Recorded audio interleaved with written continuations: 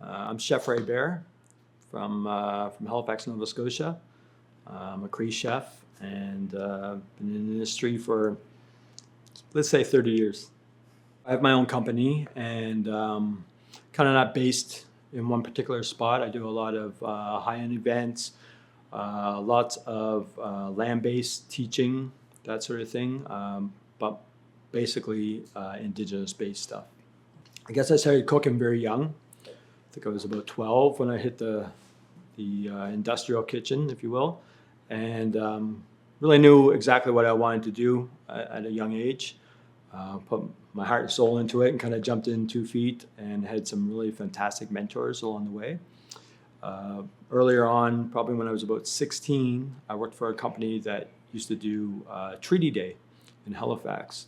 And Treaty Day would be at the Lord Nelson Hotel. And so all the different communities would bring food from their community, raw food, salmon, bear, venison, eels, anything that you can think of, they would bring it in, and we would be tasked with kind of making a meal for the large group for that day, a bit of a celebration. And my background is Cree. I didn't grow up in this area, so a lot of those items were new to me. And year after year we did it, I would get more comfortable working with the items, and I would talk to the people and talk to the elders and find out a little bit more what to do with them. And that really got me interested in my background in Indigenous cooking.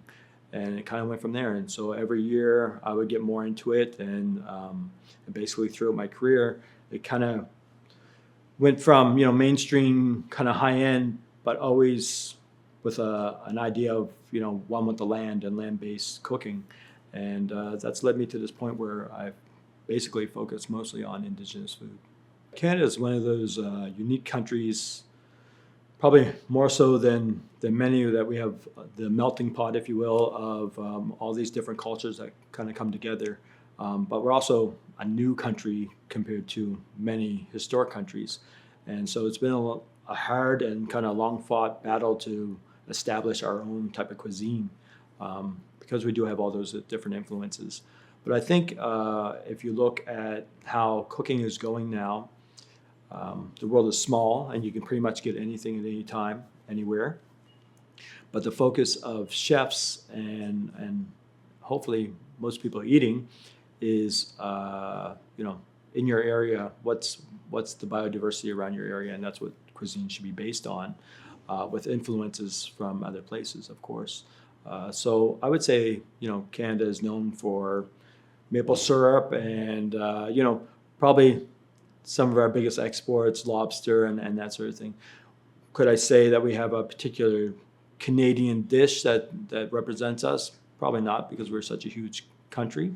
But I would say that in the last 5 or 10 years, Indigenous cuisine has definitely come a long way and is pretty much at the forefront of any Canadian cuisine. Indigenous-based restaurants are very challenging because of all the regulations. When you get meat at a restaurant, that meat has gone through a licensed abattoir that is inspected by the government. And those licensed abattoirs and those inspectors aren't going to inspect bear meat and wild deer meat and beaver and all those sorts of things.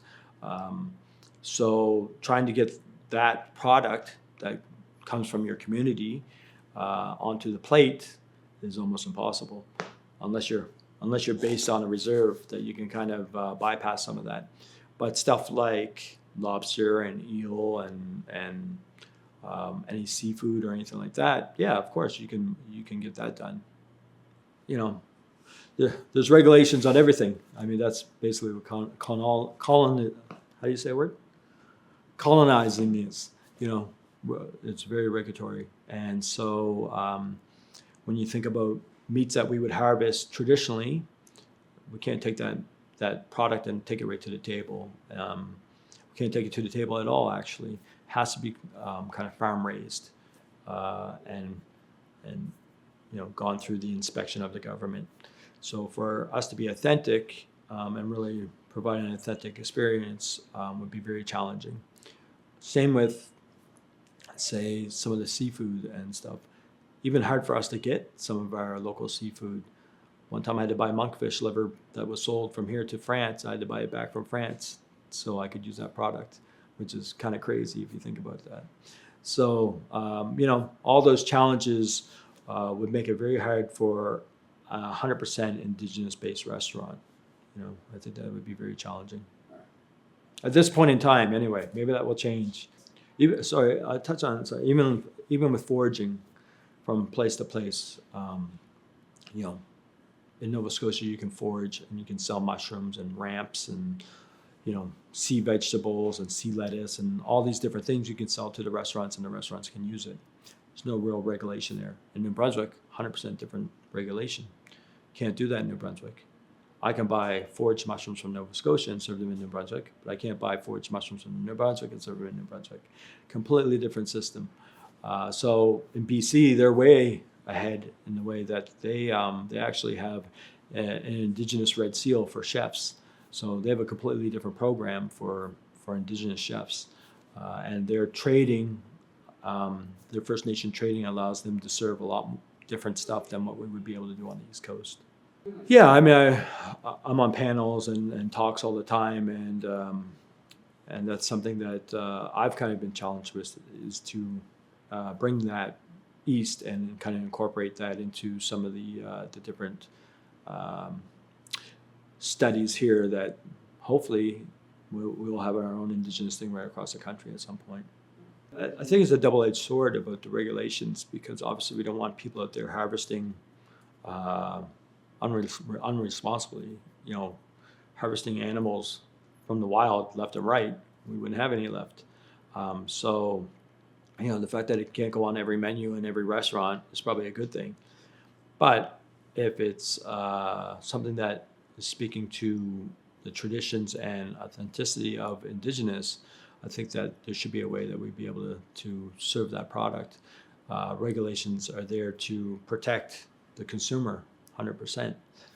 But if you look at farming, there's not a lot of ethnic kind of farming going on.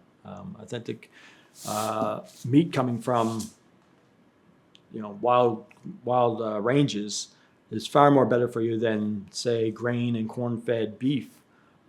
You get far more nutrition out of it, and you don't get some of the health problems that you get out of it. And if you just look at our population on the reserves and the diabetes and all these different things that Western food has influenced compared to how we used to live, you can see that our traditional ways are much healthier for you. Yeah, I think if you're not harvesting things yourself, you have to know that you're getting it from a responsible person who knows how to harvest, whether that's meat or mushrooms or whatever that may be. You need to know that that person has been doing it for a long time, that they're very responsible with their product, that it's coming from point A to point B very fast. You get that product while it's in its prime, and that you're looking after it. As soon as that comes into the kitchen, and you look after it like any other product, it should be worked with respect and treated at its utmost importance. And with the idea of, this might have been on the land for a little while, so I need to use this as fast as I possibly can, or at least condition it so it's good for the next couple of days, or that sort of thing. No, I think there are suppliers out there that even the Indigenous buy from. Again, it's about those relationships. And so if they're responsible suppliers and they know how to harvest things, or they know where the product is coming from, quite often I will order stuff from BC, and I have people that I know that I can work with, that I know I can trust the product. Same as anything here. If you're ordering eels and you wanted wild eel, well, there's only a couple people that I know that actually do that now, and who I could actually harvest or purchase that know how to harvest it properly. So it depends. Yeah, It's based on relationships. Yeah, it's based on relationships. It's based on your experiences, and you yourself. If you're preparing that product, you got to know that product. You got to know what's good and what's bad. Ego. higande ha igo gwandu dana hey hey igo higande